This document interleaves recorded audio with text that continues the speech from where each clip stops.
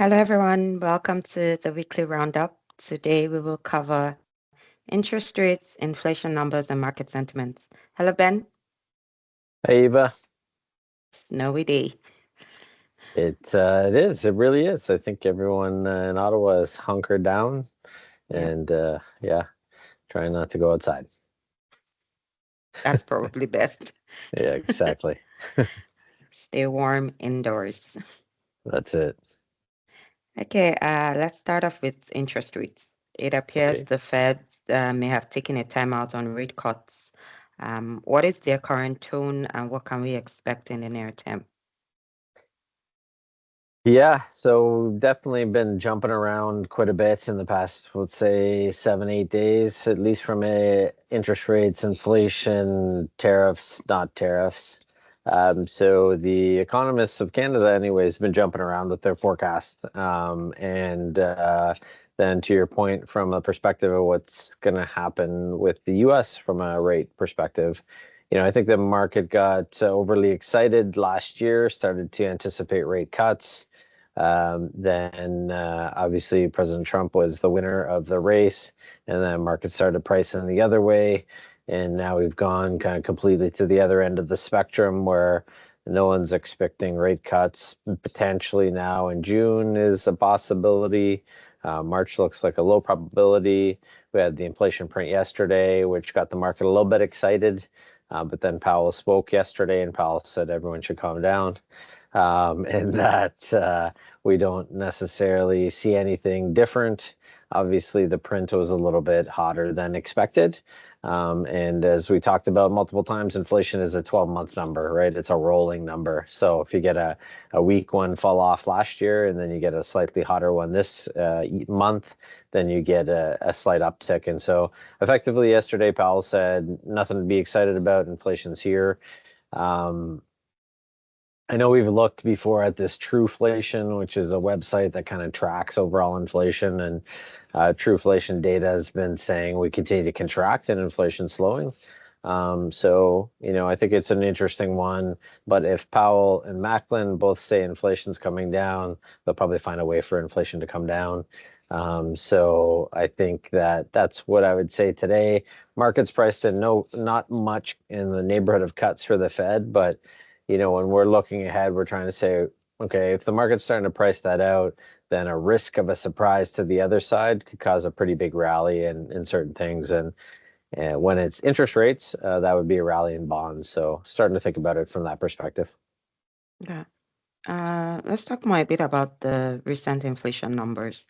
CPI seemed higher than expected. What are the numbers saying, and are these tariff related?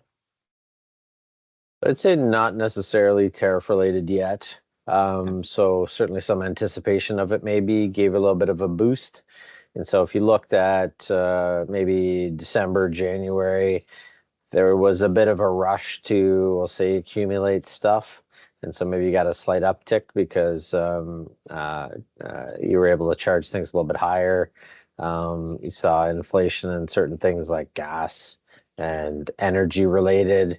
So some of that is seasonality, where we've had a cold winter, to your point at the top. So you see nat gas prices higher than they were 12 months ago.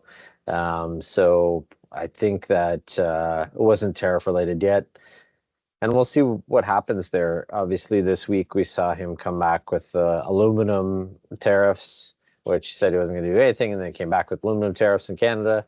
Um, I don't know where he expects to get his aluminum from if he doesn't get it from Canada. I think we supply 70% of the aluminum in the US. So if he wants to attack the aluminum companies in Canada, I don't think that's the right approach, but certainly it would cause inflation for him, from a perspective of the fact that prices would be higher based on these additional charges. So it's still early days for that. We'll see how it plays out. But the likelihood of the squeeze will certainly put pressure to the upside on a number of things inflationary wise. But generally, from Canada's perspective, the economy is slowing. So as the economy slows, people stop buying less stuff and start traveling less, start driving less. And so that puts deflationary pressures. So I think from a Canada perspective, not too much to worry about. Even wage growth is slow. Wage growth is slowing, and you're starting to see it trending lower too in the U.S. And so I'd say not overly concerned that we get this kind of runaway inflation that seems to be the headlines. Okay. Let's go to the markets. How are sentiments this week? Any earnings releases worth noting? So there are a couple of companies reporting results. Nothing I think that really shocked me except for that some of the smaller companies, and I think I referenced this either last week or the week before, is that if they have a slight beat, you can see stocks up 20-25%. I'd say the one company that's had a real good run here has been Palantir, which is the U.S. company started by Peter Thiel, who they are a military technology company, and they've had a really outsized run. And that was about last week when their results came out. This week, there's been a couple of other companies like Pagaya Technologies, which we've looked at and owned. Was up 25% today on earnings. So if they get a slight beat, they tend to do quite a bit better. Sun Life had results today that were a little bit softer, and the market didn't like that. They're down about 7 or 8% at the open. So I'd say the market's a little bit more sensitive to that. So a slight beat gets you really good return. A slight miss gets you a little bit softer. I guess the last one that came out last night, which would be a big company, would be Cisco. And Cisco touched a 52-week high today with some positive results. And they acquired a company about a year and a bit ago that showing some positive contributions to their revenue. Okay, sounds good. Let's go into the charts. All right. Let's see.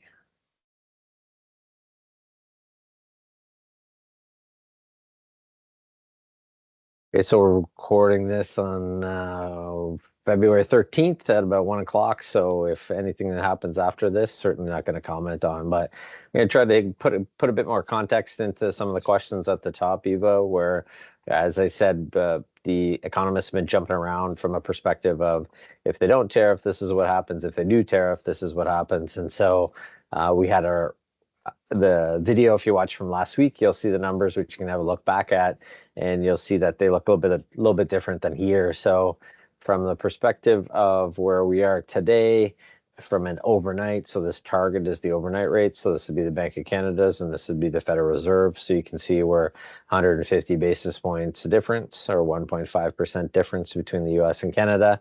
And so if you see the dollar at 143 or so, that's part of the reason as a result of that. And then when a week ago, when we looked at it, they had by the end of Q4, we had 1.75, I believe, or 1.5, I think, on the low end. And so this has been revised with a view that tariffs have been on hold. I think I'd look at it probably somewhere from the midpoint because it doesn't mean tariffs are going away. So I'd probably combine thinking about this number plus the one from last week, because the likelihood of tariffs coming on in 30 days or 25 days from now is quite high. So ultimately, I think the biggest question is, are these numbers where we think we're heading, which is, do rates continue to come down across the board? And so if you're looking at the different maturities here, these would be bond yields, so 2-year, 5-year, 10-year, 30. And so ultimately, the direction is, what do we think happens? And we think rates come down across the board. And so if you're owning bonds today, if rates come down, that means the price goes up. And so I think about it from that context. So that's Canada and the US. I know, Eva, you asked about this. What's the direction? Well, I think Bell wasn't super happy to see inflation number a little bit higher than expected.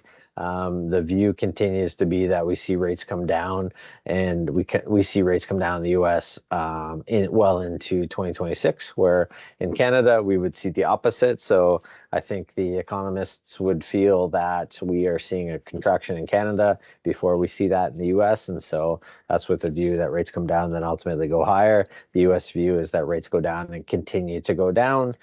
Similar view would be looking at 2, 5, 10, and 30. If you view is that this is how things play out. These are some pretty big moves from a capital appreciation perspective. If you own bonds in the 5 or 10 year range, and rates go down from 4.5 to 3.90 or even lower, we'll say, that's a pretty big capital appreciation in bonds. And so when we think about asset allocation, often get the question of, do we just own stocks? Do we just own bonds? It's not a binary decision like that.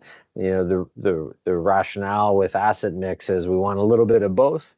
And the higher the starting point, like if bonds are at 4.5, then the better protection you get. If stocks fall, your bonds go up in that backdrop. And so bond yields are more attractive, certainly, than they've been in quite some time, particularly in the US. So this is U.S. exceptionalism reflected in IMF outlook revision. So the IMF continues to put out some great research just around forecasts, and they see the world in a certain way. And so if you look at their expected view for GDP for 2025, and so if you look at the two variables here for us is U.S. and Canada. And so IMF sees the U.S. continue to perform well, and well, I'd say in an outsized perspective, because if you look at the other countries across here, Eurozone, Germany, France, Italy, Spain, a little bit upside, and then UK a little bit upside as well. So this is a pretty material divergence, or at least how the IMF sees it, and that's reflected in the view around what happens to interest rates, with the view around where we go from here. So, Eva, your question off the top, just about sentiment. What are people thinking, feeling, what's happening, what's going on? And so this is our quantitative model that gives that view. It's that gauge. And I really like the sentiment view because I think it's important from a timing perspective. Extreme pessimism presents significant opportunities. Extreme optimism also presents opportunities. The extreme pessimism one is the time to buy, typically. The extreme optimism one is the time to sell. And so right now we're hovering in the 60. We were down in the 40s about 2 weeks ago. And so just give you context of how people are feeling about the variable inputs around what's going on in the market. So I do tend to really like this. And the extreme levels are easy to forecast. The ones in the middle, a little bit more challenging. But I think this is a great gauge to follow and track and think about. And our chief investment office puts this out on a weekly basis for us. And it's super helpful just thinking around context for market sentiment. So we'll take a quick look around the world. I do know we spend a lot of time in Canada and the US, and I commented that on the top. So this is the view on overnight rates and what the market's presently pricing in. And so the current levels and then current priced in cuts that we expect to happen as we move forward from here. So comment on a couple of the other ones, European Central Bank, Bank of Japan, and the United Kingdom. So the view right now is that the European Central Bank cuts and continues to cut, and it would be one of the first major ones that go below 2 from an overnight rate. And so we continue to anticipate that European Central Bank continues to cut rates at every meeting from now until October, and then we'll see what happens from that point forward. And then if we look at the Bank of Japan, the Bank of Japan actually is one of the places where we've seen the opposite happen, where we've seen rates start to tick up a little bit. They had tried their yield curve control. Yield curve control effectively says we will buy all assets when the yields get to a certain level. And so right now we see the Bank of Japan actually letting overnight rates creep up a little bit. And that'll be interesting to watch because the yen is the kind of the world's carry trade. And so that would be hedge funds would look to, borrow yen and then invest in other assets. That trade has been sitting close to zero for decades. And so you've been able to borrow for free and then take some leverage on the other side. So that could have an impact on risk. And so that's how I think about that. As for the United Kingdom, so we do think rates start to come down there as well. And so if you look at this and, this is relevant when you're thinking about it against another currency. So if you live in the United Kingdom, but you own currency in the other countries, then you'd say, okay, what's the likelihood of how these things play out? And the differential between the two, for example, if you look at Canada, that looks like a pretty neutral decision. But if you're UK, Europe, you'd have to look at that. Looks like Europe's going to fall faster. So likely the euro falls faster versus sterling. And so I think this is just a great way to think about how these two or how these multiple central banks are thinking about what happens in the world. And this is really reflective in our view around what's going to happen to the economy. And just the last one, we got a great ETF team in Montreal that gives updates just on what's going on in ETFs. And ETFs, for those who don't know, are exchange traded funds. And so they track a particular index. So if you want exposure to a certain investment, in the case here, where you'd see this highlighted GDX. So GDX is the Global Gold Miners Index, and this trades in the US. And so this would track the if you wanted to get exposure to gold miners but didn't want to take the risk of buying individual companies, you could go out to the market and buy this one. And so this was interesting. It gives you a picture of what were the top performers in January. If you look at this top one, so there's a break wave tanker shipping ETF. There's so many ETFs out in the world, so that's interesting. But this was the top performer in January, and so just when we think about what's going to happen in the world, tankers had a good run. Small asset base though, so I wouldn't put too much thought into that. When you look at the other areas though, as I mentioned, gold, you'd see a significant outflow here, but you did see some inflows in some of the other areas, particularly in the different asset classes. And sometimes that's as a result of one ETF provider cutting fees versus others. And so I'd say this is interesting to think about. Performed well and had outflows. Is there anything I need to think about? Does this have an impact on how I think about flows and investment portfolios? And then certainly the last one, the ARC Genomic Revolution ETF. So also had a good start, and it's a pretty big one, over $1 billion. So slight outflows there, but it's a great piece just to think about what's doing well. Is money coming in, coming out, and that could have an impact on how future returns come from those ETFs. So great research team, and we use them just when we're thinking about portfolios and composition and so on. See, the last thing, as I said before, this is our disclaimer. The opinions expressed here are not necessarily those of MBF. Certainly, if you have any questions for us, please feel free to let us know or consult your advisor. But that is the charts for the day today. Great. Thank you, Ben. Yes, no problem. So what are we seeing for next week? What should we be looking out for? So we have a bit of a shortened week, of course, in Canada because it's Family Day in Canada. So the markets are closed on Monday in Canada. So that will be something to be conscious of.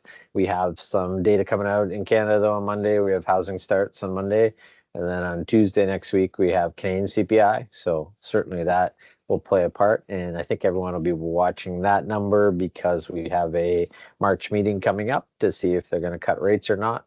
And so that has been waffling very aggressively in the past few days. So we'll see what happens next week after that data. So that I'd say be the main things I'd be watching. And then let's just see what happens generally from a market perspective. We've had a significant amount of volatility. And as I look across the screen, a lot of stocks are touching 52-week highs as well. So starting to think about what that means. Do we need to do anything? Gold continues to press up close to that 3,000 psychological level, looking a little bit overbought here. So we'd be watching that closely as well. Okay, great. Thank you. So for our clients, as always, please reach out to me if you have questions or if you'd like to book a portfolio review meeting with Ben. For everyone else, please visit, subscribe, and follow us on YouTube and LinkedIn at Hart Investment Group. Thank you for listening and have a good long weekend. Bye. Thanks, Eva. Take care. Thanks, everybody.